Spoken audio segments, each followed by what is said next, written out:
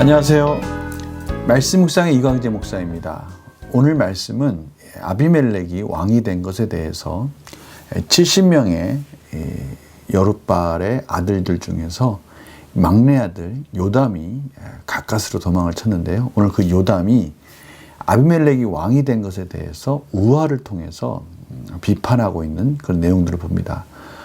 참 그 우화가 너무 절묘해서 너무나 그 표현들을 통해서 아비멜렉이 왕이 된 것이 얼마나 참으로 안타까운 일인지에 대해서 말씀하고 있는데요.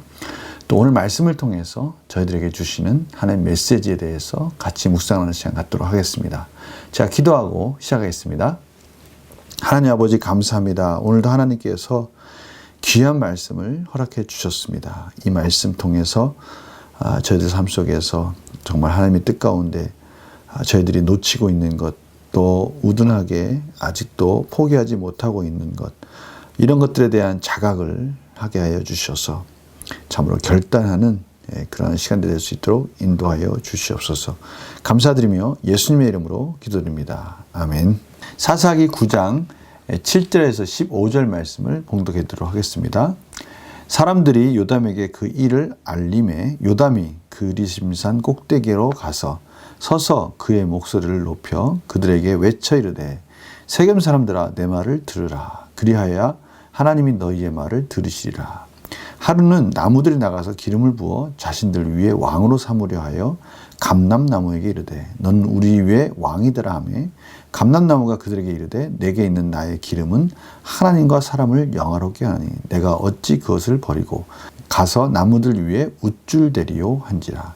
사람이 또 무화과나무에 이르되 너는 와서 우리 위에 왕이 되라 하매 무화과나무가 그들에게 이르되 나의 단 것과 나의 아름다운 열매를 내가 어찌 버리고 가서 나무들 위에 우쭐대리요 한지라. 나무들이 또 포도나무에게 이르되 너는 와서 우리에게 왕이 되라 하매 포도나무가 그들에게 이르되 하나님과 사람을 기쁘게 하는 내 포도주를 내가 어찌 버리고 가서 나무들 위에 우쭐대리요 한지라. 이에 모든 나무가 가시나무에게 이르되 너는 와서 우리 위에 왕이 되라 하매 가시나무가 나무들에게 이르되 만일 너희가 참으로 내게 기름을 부어 너희 위에 왕으로 삼겠거든 와서 내 그늘에 피하라. 그리하지 아니하면 불이 가시나무에서 나와서 레바논의 백향목을 사를 것이니라 하였느니라. 아멘.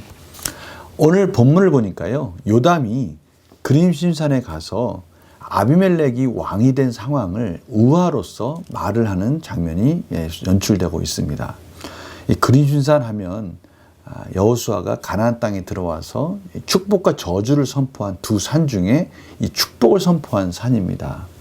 그러니까 지금 축복을 선포한 산에서 이 우화를 통해서 어떻게 보면 아비멜렉이 한 그러한 악한 일들에 대해서 지금 요담이 이 저주 비슷한 이 지적을 지금 하고 있는 것이죠.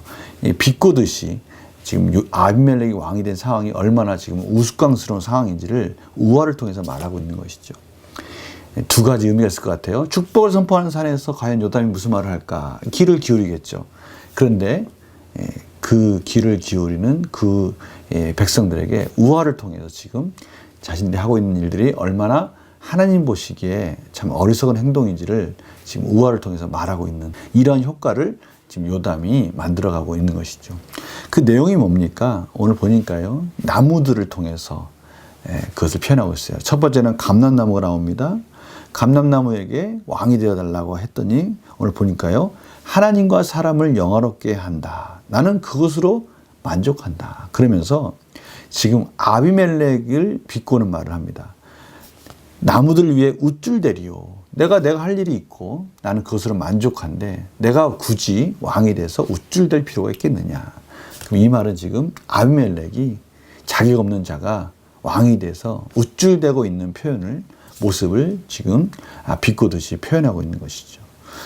이번에는 무화과나무에게 갑니다. 역시 무화과나무도 단 것과 아름다운 열매를 통해서 하나님께 영광 돌리고 있고 사람들에게는 즐거움을 주고 있는데 내가 왜 굳이 왕이 돼서 우쭐대겠느냐. 역시 또 우쭐대겠느냐.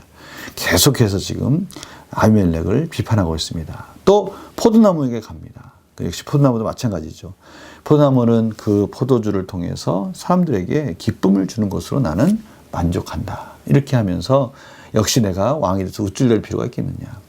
참 아이러지하지 않습니까? 모든 재능과 능력이 있는 이러한 나무들, 이런 나무들이 자기 자신이 지금 하고 있는 것, 그것으로 만족해하고 있고 하나님이 주신 그 질서 가운데 순종하면서 그 역할을 감당하는 것으로서 충분하다. 그런데 이러한 역할을 제대로 감당하지 않고 교만한 나무가 드디어 등장합니다. 가시나무에게 왕이 되어달라고 말을 합니다. 가시나무는 이러한 제안에 대해서 자신이 하고 있는 자신의 은사를 통해서 하나님을 영화롭게, 하나님을 영광을 돌리고 사람들에게 즐거움을 주는 일들, 이런 것에 대해서는 말을 하지 않고 오직 한 가지만을 그는 요구하고 있는 것을 볼 수 있습니다. 내가 왕이 되는 것 좋다. 그렇다면 너희들이 참으로 내게 기름을 부어 왕이 되고자 한다면 내 그늘에서 피하라. 지금 가시나무가 그늘이 있습니까? 전혀 그늘이 없죠. 그러면서 이 말을 무슨 뜻입니까? 내가 가진 것 그 밑으로 다 들어와서 굴복해야 된다라고 그 교만한 말을 통해서 자신이 왕이 된 것에 대해서 지금 우쭐대고 있는 이런 모습을 지금 보여주고 있는 것이죠. 앞에서 여러 가지 하나님을 영광 돌리고 사람들에게 선한 영향력을 끼치고 있는 그런 나무들은 겸손하게 자기 자리를 지키고 있고요. 또 그것으로 만족해하고 있지만 오히려 아무런 사람들에게 유익을 주지 못하고 있는 이 가시나무는 스스로 왕이 되어서 우쭐대고 있고요. 이러한 모습 속에서 참으로 그것에 순종하지 않았을 경우에 불이 가시나무에서 나와서 레바논의 백향목을 살 것이다. 레바논의 백향목 하면 또 얼마나 유용한 나무입니까? 근데 그것까지도 살을 것이다 라고 말하면서 자신이 어떻게 왕이 될 것이고 또 왕이 되면 어떻게 폭력으로 다스릴 것인지 참으로 사람에게 유익을 주는 선한 영향력을 끼치는 것이 아니라 오직 자신의 배만 채우고 자신의 권력을 통해서 그 왕으로서의 그런 교만함만 드러낼 수 있는 이러한 것들만 말하고 있는 이러한 아비멜렉을 지금 요담이 이 우화를 통해서 철저하게 지금 비판하고 있습니다. 지금 아비멜렉이 왕이 된 상황이 이 지금 우화가 너무나 적절하게 딱 들어맞는 상황이다라고 말하는 것이죠. 그래서 혹자는 말하기를 이 아비멜렉을 향한 이 요담의 우화 너무나 적절한데 이 당시에 혹시 이러한 교만한 자를 향한 이런 우화가 있었고 이러한 우화를 얘기했을 때 그래서 이스라엘 백성들이 충분히 이해했을 것이다 라고 그렇게 생각하기도 합니다. 문제를 풀어보면서 그럼 이것이 지금 저희들에게 주시는 하나님의 메시지 그 내용은 무엇인가 한번 같이 묵상해 보도록 하겠습니다. 요담이 아비멜렉을 가시나무에 빗대어 말한 이유는 무엇입니까? 지금 다른 나무에 비해서 이 가시나무는 사람들에게 주는 유익이 없습니다. 오직 한 가지만 그가 내세우고 있어요. 그것은 자기가 왕이 되는 것, 그리고 왕이 되면 모두가 다 내 밑에서 굴복해야 되고 그렇지 않을 경우에는 얼마나 폭력적으로 악하게 그들을 다스릴 것인지에 대해서 지금 말하고 있는 이 상황이 꼭 가시나무, 아무 유익을 주지 않으면서도 사람이 자신의 그 가시를 통해서 해를 입는 이러한 내용들을 가지고 지금 비유적으로 설명하고 있는 것이죠. 이러한 것을 통해서 이 아비멜렉이 어떠한 자이고 그가 앞으로 또 어떻게 왕이 되고 어떠한 왕의 행세를 할지 이것에 대해서 지금 비판적으로 설명하고 있는 것입니다. 느낀 점 볼까요? 우화를 통해 세겜 사람들을 비판하는 요담을 보면 무엇을 느낍니까? 결국 이것은 아비멜렉 한 사람의 뿐만이 아니라 세겜 사람들이 전체적으로 지금 우둔한 일을 하고 있다는 것이죠. 정말 가치 있고 모두에게 유익을 주는 일이 아니라 이 일들을 통해서 이제 남는 것은 가시나무부터 받을 해밖에 없다라는 것을 지적하면서 이것이 얼마나 우둔한 행동이었고 이것은 아비멜렉에게도 세겜 사람에게도 저주가 될 것이다 라는 것을 지금 비유적으로 말하고 있는 것입니다. 이것이 우리에게 주는 교훈은 무엇일까요?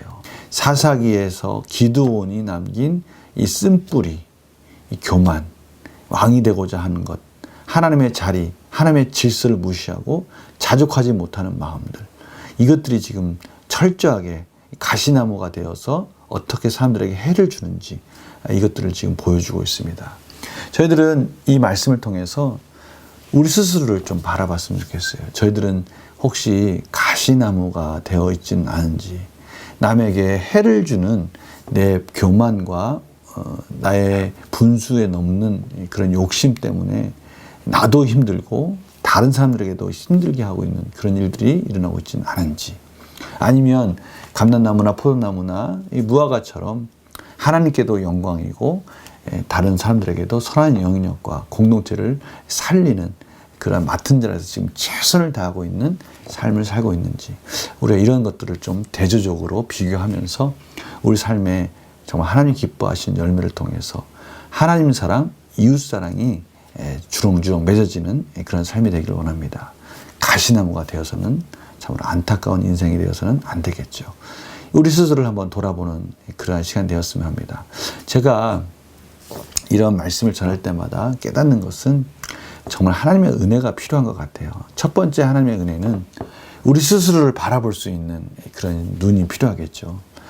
우리 스스로가 아무리 무화과나무고 감람나무고 포도나무라고 말한들 주위에 있는 사람들이 우리 주위에 오지 못하고 우리한테 찔릴까 봐 그렇게 무서워하는 가시나무가 되어 있지는 않은지 우리 스스로를 좀 볼 수 있는 지혜가 필요한 것이죠. 두 번째는 하나님께 주시는 이런 놀라운 은혜, 풍성한 열매, 이것들이 정말 하나님의 은혜가 아니면 맺을 수 없는 것들이기에 저희들은 이 두 가지 은혜가 필요한 것 같습니다. 첫 번째는 우리 스스로가 정말 우리 안에 있는 가시가 있지는 않은지, 그 가시를 볼 수 있는 눈이 떠 있지 않아서 사람들이 나에게 이미 찔림을 받고 찔릴까 봐 두려워서 다가오지 못하고 있는데 나는 그것을 깨닫지 못하고 있지는 않은지, 이 부분을 저희들이 한번 깨닫는 은혜가 필요하고요. 두 번째는 정말 하나님 나에게 너무 풍성한 것을 주셨구나, 이것을 더욱더 하나님과 이웃사람을 위해서 실천해야 되겠다, 이런 마음을 갖는 것, 이 두 가지 정말 하나님의 큰 은혜인 것 같습니다. 오늘 말씀을 통해서 바로 이러한 부분에 대한 하나님께 은혜를 구하는 그런 시간이 되었으면 합니다. 제가 기도하고 마치겠습니다. 하나님, 오늘 말씀을 통해서 우리 스스로를 돌아볼 수 있는 은혜를 주시옵소서. 혹시 저희들도 모르게 가시가 되어서 주위 사람들이 피하고 있지는 않은지, 주위 사람들이 저희들의 말과 행동에 찔리고 아파하고 있지는 않은지 돌아보게 해주시고, 혹시 그러한 부분이 있다면 저희들이 회개하고 깨닫게 하여 주시옵시고 그 가시를 부러뜨리게 하여 주시옵소서. 그러나 저희들에게 또 하나님께서 은혜를 주셔서 사람들에게 선한 영향력을 끼치고 있다면 이 풍성한 열매가 계속 맺어질 수 있도록 은혜를 베풀어 주시옵소서. 감사드리며 예수님의 이름으로 기도드립니다. 아멘. 정말 하나님의 은혜가 필요합니다. 나도 모르게 있는 가시가 있다면 하나님 가르쳐 주시옵소서. 또 풍성한 열매, 선한 영향력을 끼치고 있다면 하나님 더욱더 풍성하게 하여 주시옵소서. 이런 놀라운 은혜를 구하는 복된 하루가 되시기를 원합니다. 저는 주일 아침에 경건의 삶, 기도와 연결되어 있는 경건의 삶에 대해서 같이 나누겠습니다. 말씀 묵상은 또 월요일 날 이어지겠습니다. 안녕히 계세요.